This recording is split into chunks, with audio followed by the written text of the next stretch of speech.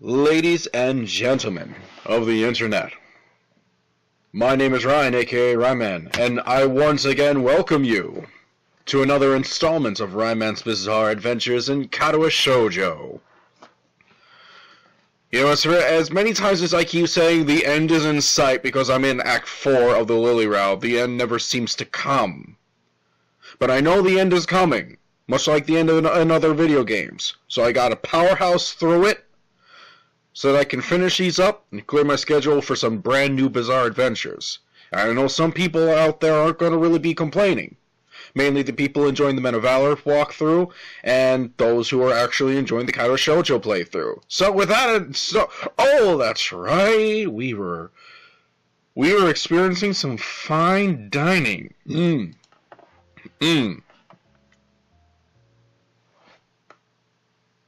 My eyes look to Lily's. I can tell from her face that she's listening to her surroundings just as hard as I'm looking. Though truth be told, my eyes are lingering on her each time they sweep across the room. The red Xiangzum, I don't fucking know. The red dress she's wearing accentuates her figure very well and shows off her legs. Even her hair is done up, and the scent of perfume is just noticeable. While my black suit may be a rental, I managed to select an appropriate one. Really? Dude, you're dating a blind girl? You could have gone in a Canadian tuxedo and she would not have fucking known. You know, funny little story about Canadian tuxedos. It is just like, it's like what, blue jeans and a jacket or something like that? It's something like that. But the very first time I ever heard the term Canadian tuxedo, I had no idea what it was. My friend Don just came up to me and said, "Hey Ryan, do you know what a Canadian tuxedo is?" And I said, "No, Don, I honestly have never heard of it. Can you guess what it is?" "No, Don, I can't guess what it is." If you had to guess what a Canadian tuxedo was, what would it be? Alright. It's when you wrap your whole body in duct tape and then just rip it all off. That was my answer. It feels we're gonna move on. It feels surprisingly comfortable considering I've so rarely worn one, and it fits the setting just as well as Lily's attire. I guess this is a new experience for both of us then. She turns somewhat sheepish. Time for voice acting.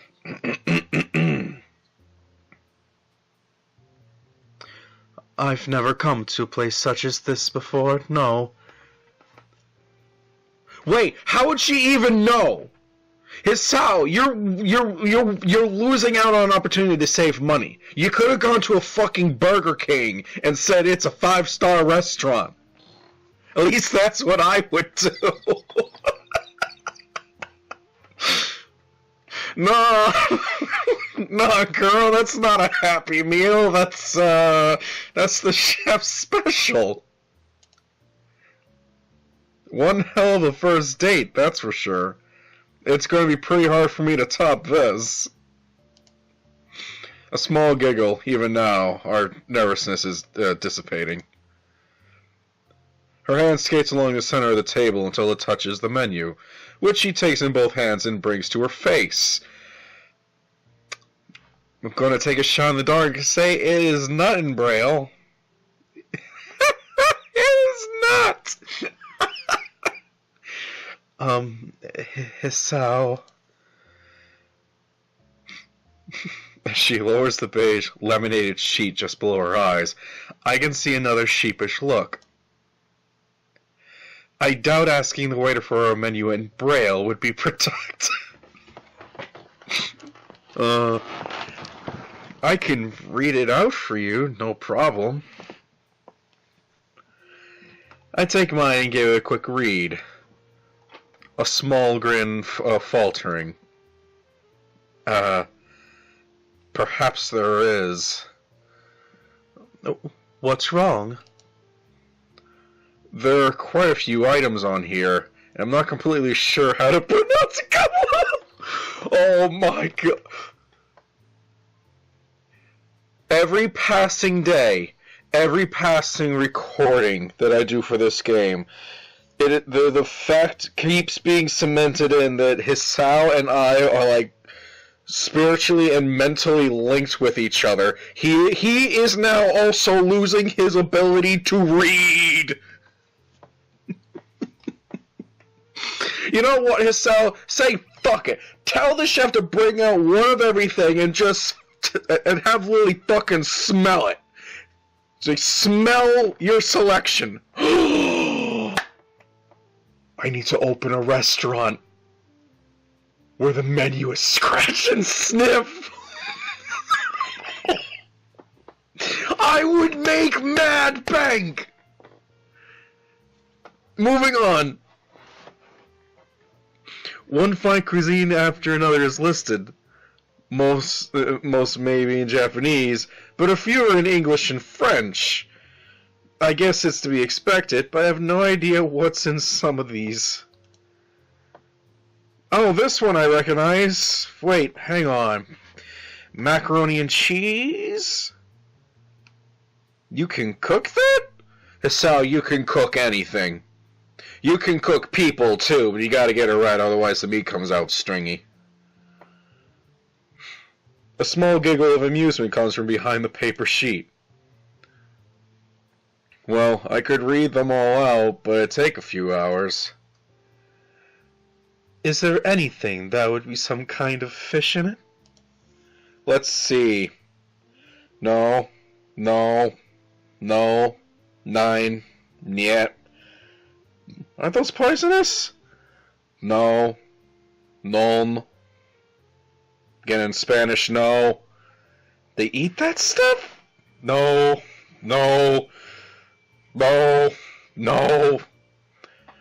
Ah, here we go. A tuna salad seems to be a good bet. From the picture, it looks like it's pretty filling as well. That seems to be a reasonably safe option. Let's order 2. Okay, I see Hisao's thinking. He's going to say we're ordering 2, but he's really going to motion to the waiter that we're getting 1. Save some money on the bill, because she's not going to fucking know, and we just eat out of the same bowl. Fucking brilliant. This is all going in my handbook I'm writing for how to date a blind person. I'm pretty sure a couple of these dishes are from poisonous animals. I've had enough deadly run-ins for now. Live dangerously, Hisao! Lilly maintains a smile, but there's a distinct lack of laughter. Black humor mustn't be her cup of tea. Oh, then this relationship's not gonna go far. Oh, but yeah, my humor is like, I don't want to say dark sometimes, but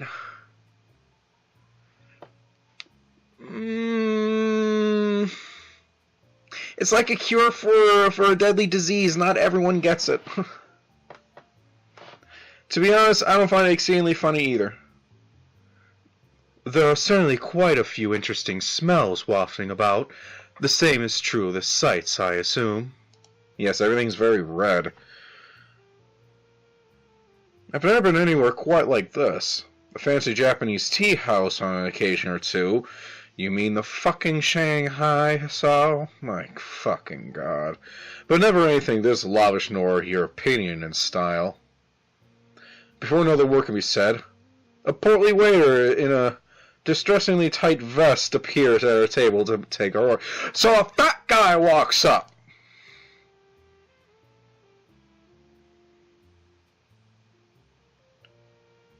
What the fuck is that? I wanted to say it was Provencal, but why is there a squiggle?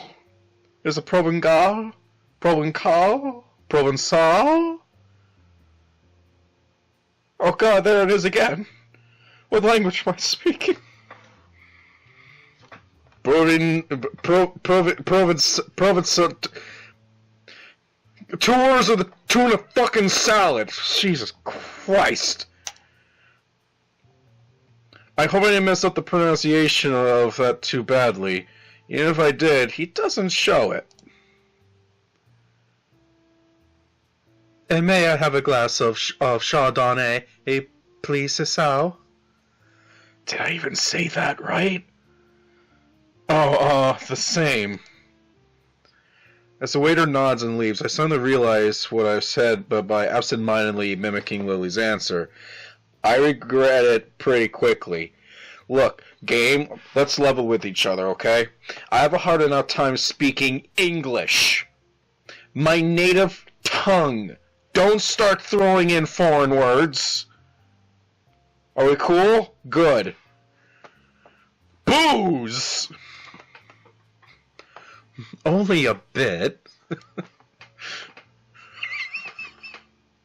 This girl has an odd propensity to getting hooked on things, I swear. Surprisingly, they didn't ask for identifications. Yeah, this club's about to get shut down. Then again, I guess we both do look mature for our age. I'll have to take your word for it. I'll add that this isn't what I'd call the type of place to ask such things, though. Good point. We both relaxed a little into our seats, trying to take our minds off the choking formality of the surroundings. As soon as we do, the same waiter reappears at our table with 2 empty glasses and a bottle, the contents of which are pretty and professionally poured into the former. We both nod politely as he leaves, Lily taking her glass and gently moving it from side to side. The liquid inside glistens as it moves around in the glass, and I have to admit it makes me a little less regretful for ordering the same. I guess it must take an effort to judge how the liquid inside is acting based only on its center of balance. Maybe it's like her origami. Oh my, I completely forgot she did origami. Holy shit.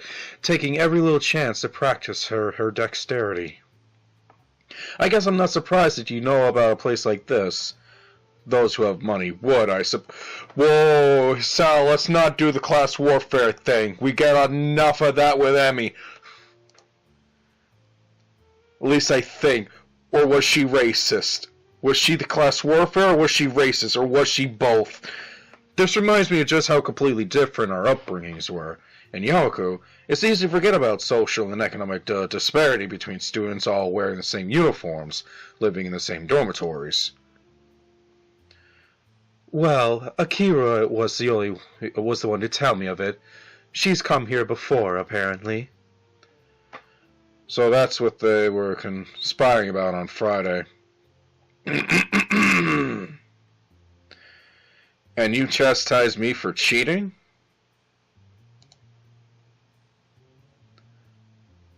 That's not cheating.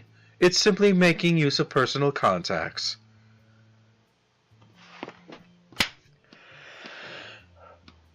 Boy, you just gave every cheater in a relationship the perfect excuse.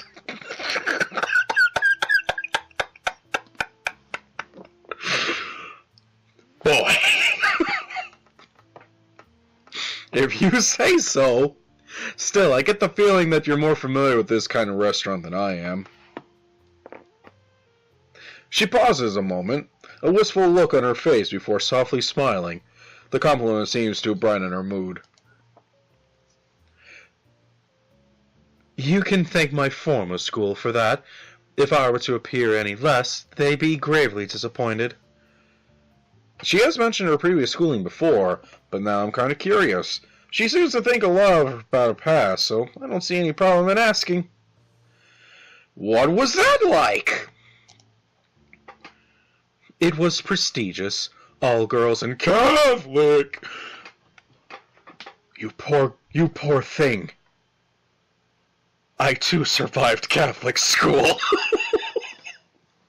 All 12 years of it. in a Catholic family.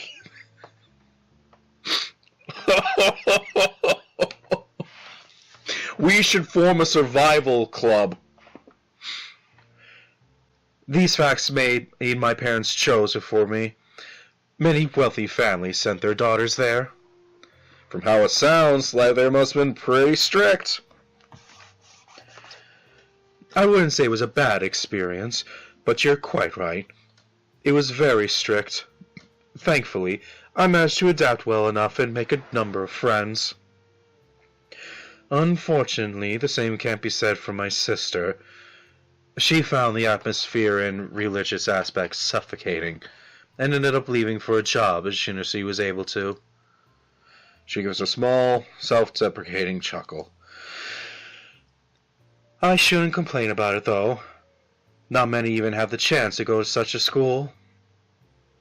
Do you resent your parents for sending you there, then leaving? She gently shakes her head. My family is highly patriarchal. My father, business always on his mind, was entirely lost to what to do with me. In the end, he made the decision that my education was of higher priority than staying with the family. He simply did what he thought was best. To say such things so easily. What an unbelievable girl. That said, I'm a little surprised she doesn't think her blindness played any part at all. Though maybe I'm being too harsh on her family. You're too kind-hearted, you know that? Most would hate their parents for something like that. Well, some do. Oblivious to my raised eyebrow, she takes a sip from her glass. The wine slips down effortlessly, her fondness for it evidently helping her deal with the flavor of alcohol. I can't say the same goes for me. What of yourself? What was your schooling like? Mine? Let's see. As I stare off into the distance, briefly, with fucking shell shock of remembering 12 years of Catholic school. Oh. You're never too young for a Vietnam flashback. It was a fairly normal public school, I suppose, maybe a bit busier than the norm. I did quite well in class and played in the soccer club.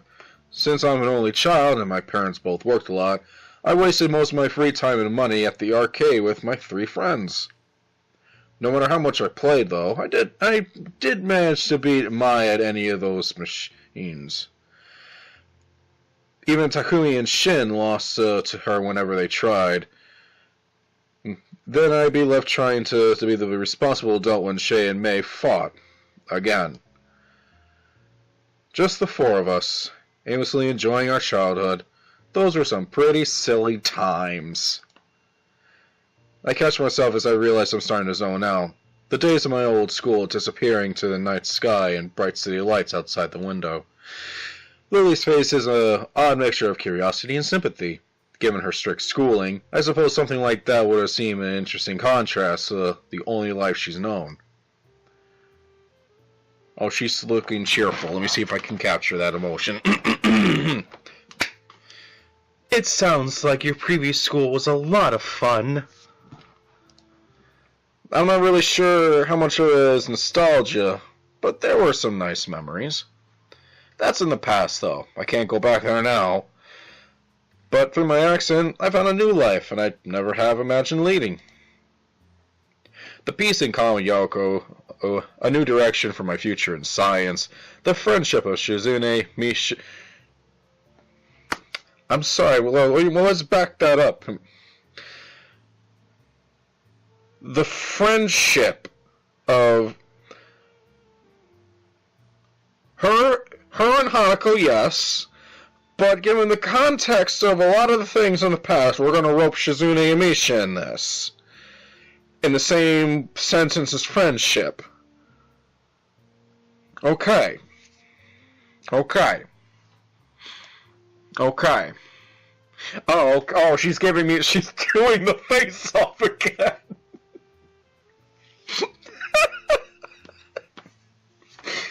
Oh my god, I lost my shit the first time she did the face-off thing to me. Folks, find someone out there who would do the face-off thing to you.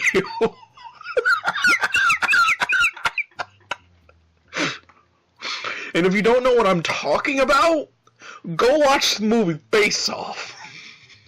John Travolta's family has this thing where they take their hands and they rub it downwards on the other person's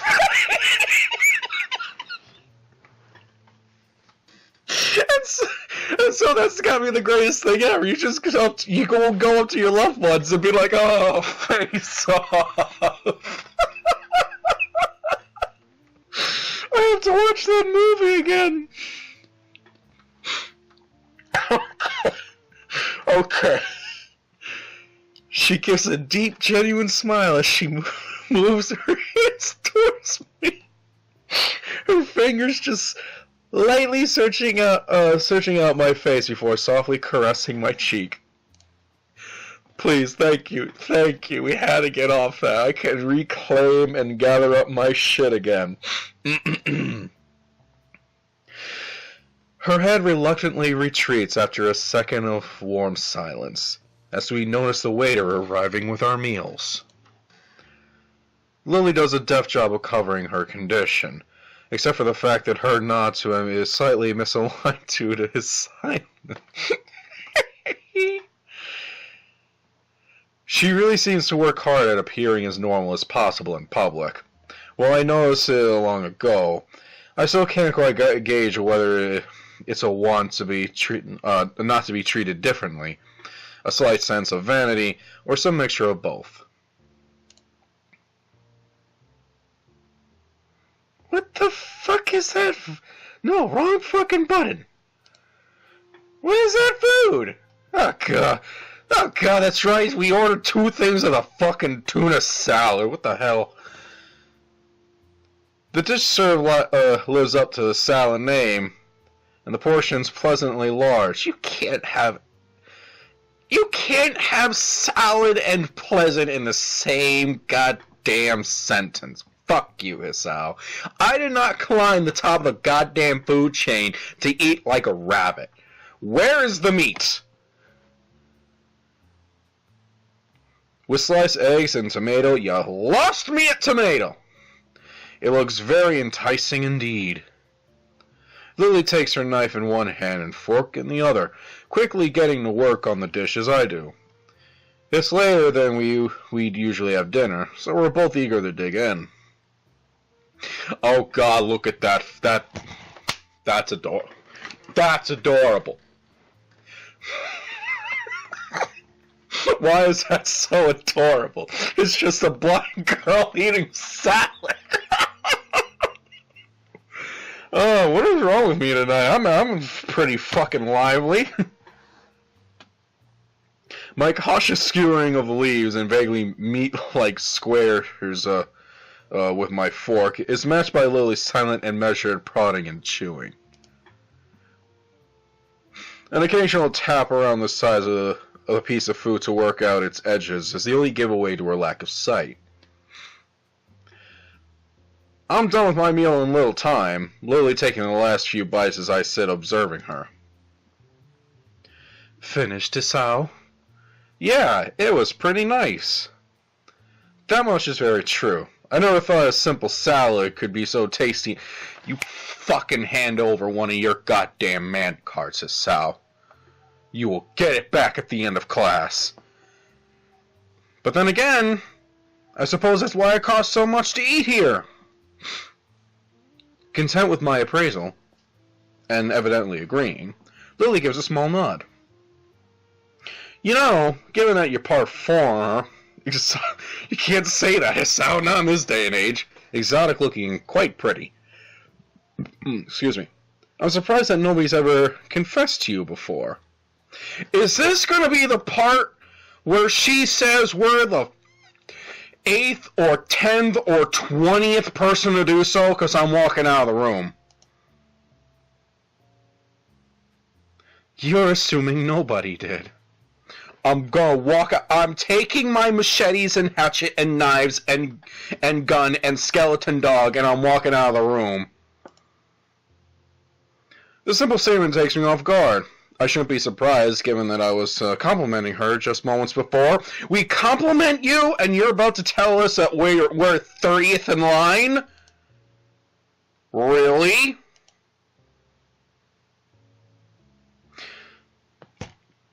I've received several confessions, both in this school and my previous one. Mm-hmm.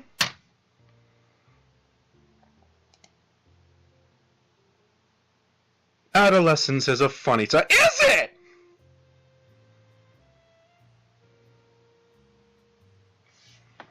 I'm gonna put the rifle away before my brain goes into dark places again that I'd rather not go into.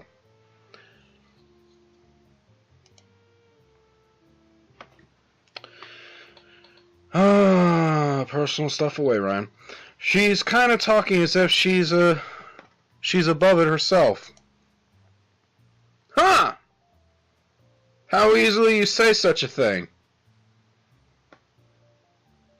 She looks surprised for a moment before a playful smirk covers her face. Is that jealousy? I don't know. Is it jealousy? Put the rifle down, Ryan. That even freaked me out. My hand instinctively went for the firearm. I don't know. I guess maybe I am just a jealous person, because that would be my thing. I'd ask my significant other, saying, "Yeah, you have any other boyfriends or in the past?"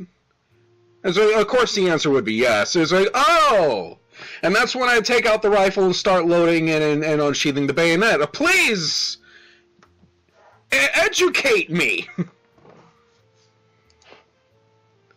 What?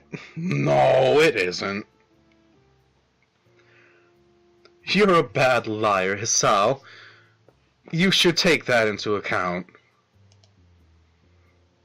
Then again, I do appreciate how sincere you are, even if you don't intend to be, sometimes.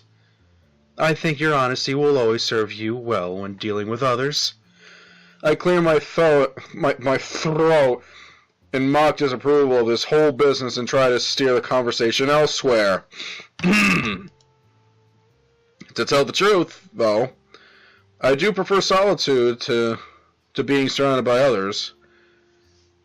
I don't think I could maintain a social circle like you do. Amen to that. How the gun get back? I don't even remember grabbing it. Oh no! She contemplates this for a moment. I don't think that's true either. I've seen how gentle and caring you are around Hanako, and you get on marvelously well with others, even those whom you hardly know. I think you're quite adept at social situations. It's called being polite. You can hate people and still be polite. I've mastered that art. But on that note, what of your confessions, Hisao? I'm sure someone like you must have had at least one admirer. As I open my mouth to speak, I can feel my face turn slightly dour. At times like this, I secretly appreciate the fact that she can't see my expressions. Just one. Her name was Iwanako. It was when she confessed to me that I had my heart attack, there in the woods during winter. Lilly finds herself speechless, not expecting for the topic to move into such an area. My condition has always been something of concern for her, something that I strive to minimize despite my body's best efforts to the contrary. Afterwards, she visited me for a while when I was in the hospital. For weeks she came in and talked. It was usually just small talk or classroom gossip, but that was enough. But eventually, she just stopped coming. She was there every day, then every other day, then once a week, then finally, one day, she just stopped visiting entirely. Did you ever see her again? Oh, is that jealousy? Wrapped in my own little world, I shake my head before remembering the futility of the gesture. Fuck it! Might as well keep it going! Keep this pain train going! Waiter! Bring another drink! The memory of that single letter from Iwanako sent me comes back to my mind. I never saw the bitch again, but after I was sent to Iwanako, she wrote me one letter. Lily's face shows an expression I know well. I've piqued her interest. I'd be slightly less offended if it was simply a matter of curiosity for her, but she's never been very good at masking her reactions. In hindsight, I really didn't say much. What was going on in my old class, how she was faring, and almost as an afterthought, that it was probably best for the both of us that we don't see each other again. After reading it, I ended up reassessing a lot of things I thought I'd managed to work out. For the most part, that letter reminded me that the world around me was still moving, and just how I've become isolated from it. And I guess it also reminded me of what I'd lost. She gives the information some thought before her face lights up in realization. No doubt she's worked out that this letter had been contributed to my angst during that lunch on the rooftop. It's a rare sight to see Lily quite so lost for words. Her entire persona is a little deflated from her earlier rapt interest. As charismatic as she is, in the end, that isn't any replacement for life nor relationship experience. Perhaps it's better she sent it than not. How is that? It can be difficult to work out how best to communicate with those you haven't met in a long time, all the more so considering your separate situations. Instead of doing what was easier, she built up the courage to talk to you one last time, not only for her sake, but from how it sounds, yours as well. Maybe. I don't hate her. Not that I really ever did, but I don't know.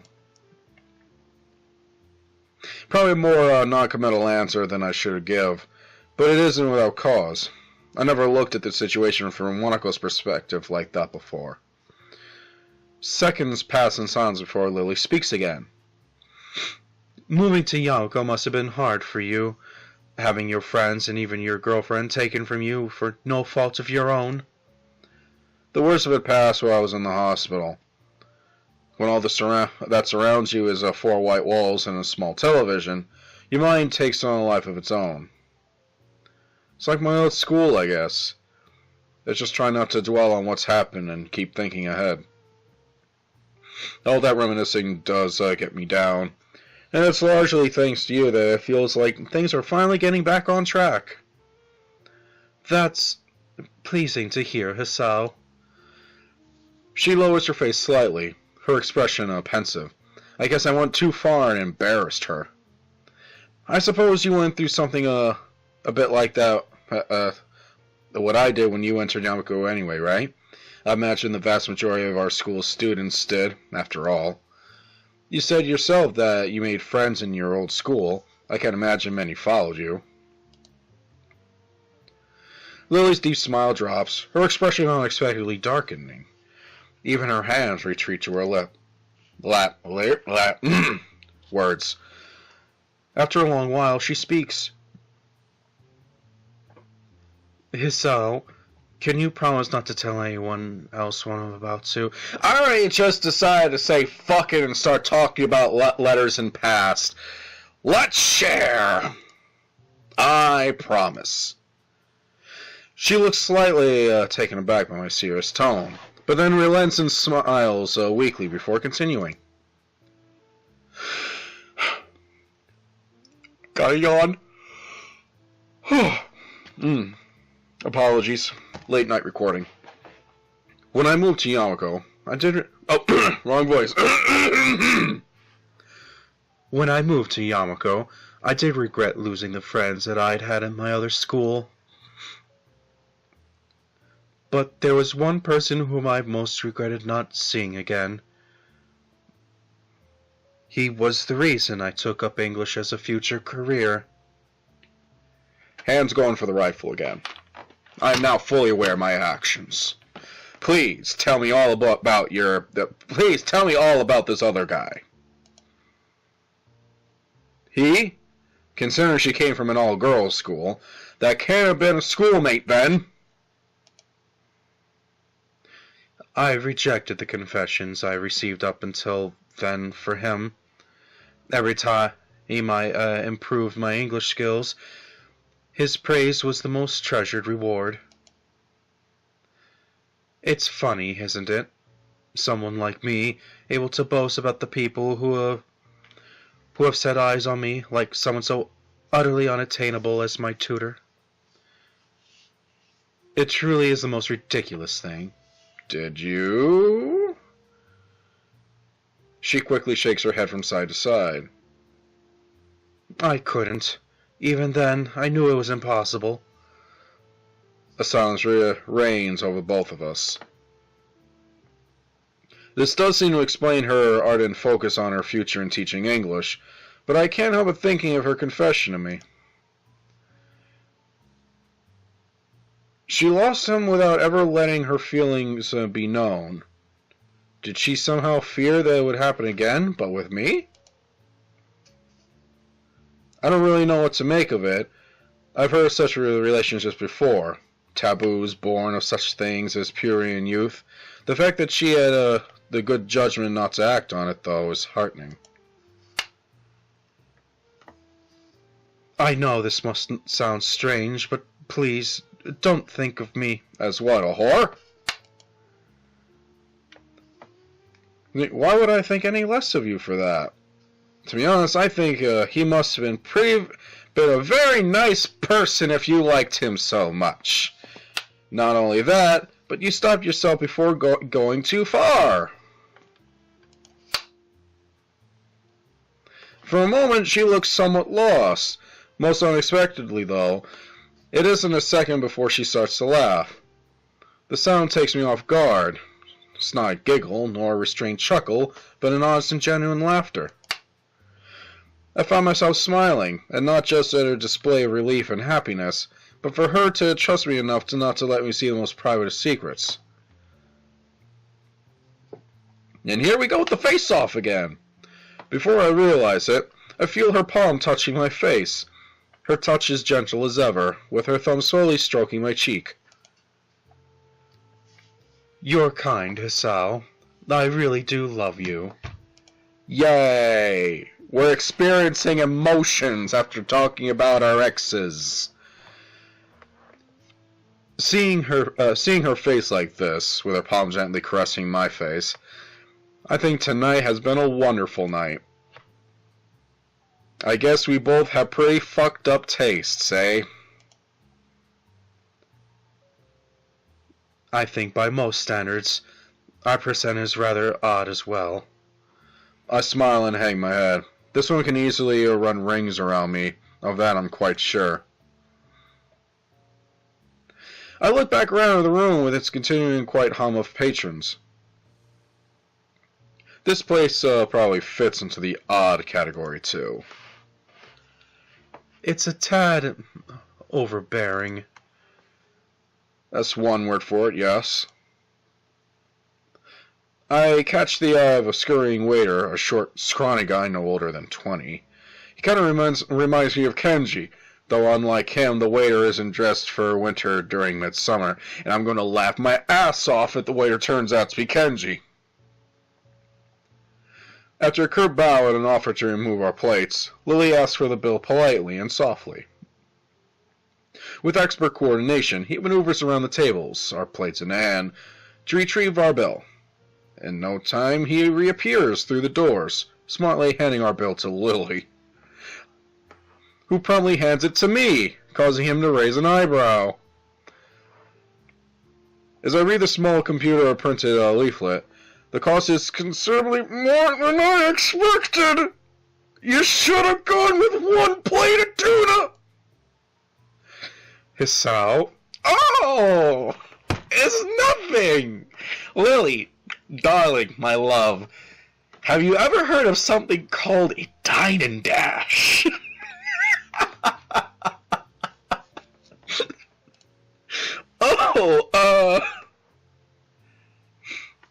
I quickly stammer out the amount, to which Lily merely nods and reaches for her Oh, okay, she wanted me to read the... She wanted me to just... She's going to pay. Okay. I thought we were going to have to leap out the window. Woo! I didn't bring cash, honey. Oh. Giving her card to the waiter, he disappears once again. That was a disproportionately large amount of money! The statement seems to make Lily slightly uncomfortable.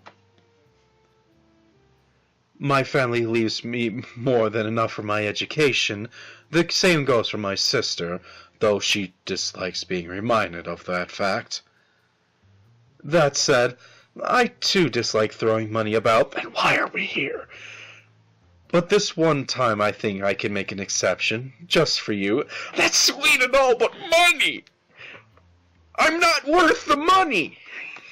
I am worth like pennies, girl! Not even! I'm worth like one halfpenny. Don't throw money in. No! Not only did you choose our date, but you paid for both of us as well. I feel like I'm gonna have to strip for you or something. I fucking stripped this to a blind girl. I just caught that. Oh, fuck. I take the bridge off my nose and my fingers. I can't believe how high you have to set the bar for our next date. She gives a small giggle. I'll be looking forward to it, Hisao. The waiter reappears. Excuse me, yawn? Okay. Reappears beside us, as if by magic, and hands Lily's card back to her. Evidently picking up on her lack of sight, he places the card in her hand with an extra, perhaps unneeded, amount of firmness to make sure of her grip. Leaving, her exercises a measure of diplomacy by keeping a neutral face despite my own expression. Clapping my hands together, I stand up from my seat in order to bring an end to our night out. Shall we... Go stand in the fucking corner, Hisao. I'm not even reading that. I'm not even reading that. Shame on you. Shame. Shame.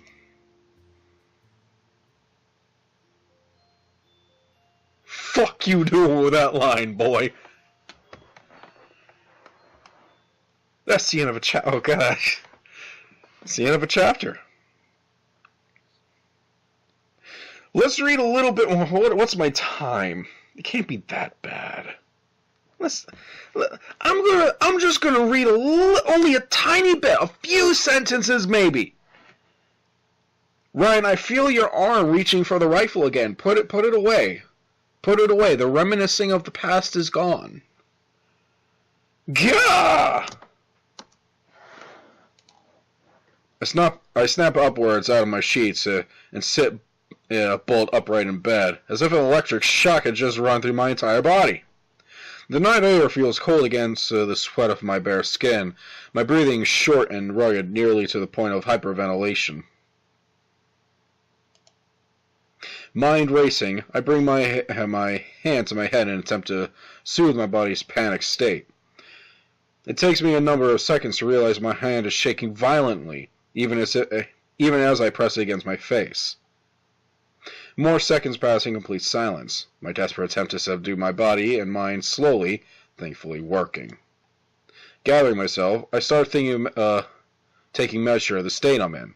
It feels like I've run a marathon, every muscle feeling tense and sweat practically pouring off me. Okay, we're about to die. I carefully direct my attention to the beating of my chest, measuring out the rhythm in my head. Sure enough, my unreliable heart is functioning properly for once. Just, what the hell was that? A heart attack? You'd be dead. Anyway, a bad nightmare? Medicine side effects? I've heard about panic attacks, and this does seem to have the hallmarks of one. If you had a panic attack, everyone gets them. I can't even bother thinking about that right now. I feel utterly exhausted yet completely awake after this experience. I look over to the other side of my bed, the pale white of the silent figure's face almost glowing in the nighttime darkness of the room. Just the sight of her is enough to calm... I'm sorry, wait, what? Oh God, there's a girl in the bed! Okay, on that note, we're going to end the episode. Folks, if you had any enjoyment whatsoever watching/listening me fumble my way through this bizarre story, give the video a like and subscribe to the channel if you want to see more. Not just of Katawa Shoujo, but a whole bunch of other games that I have in my library. Take a stroll around. You might find something you like. Follow the Facebook page if you want to keep up with all the news and the content. And hop on board the Ramen Gaming Discord channel if you want to just hang out with other like-minded and deranged individuals. Most of us are harmless. Most of us. Yeah, so come on down. Be a part of the Ramen Empire. Stay awesome out there, folks. Adios. So wait, did we get lucky? Did we skip a sex scene? Shame.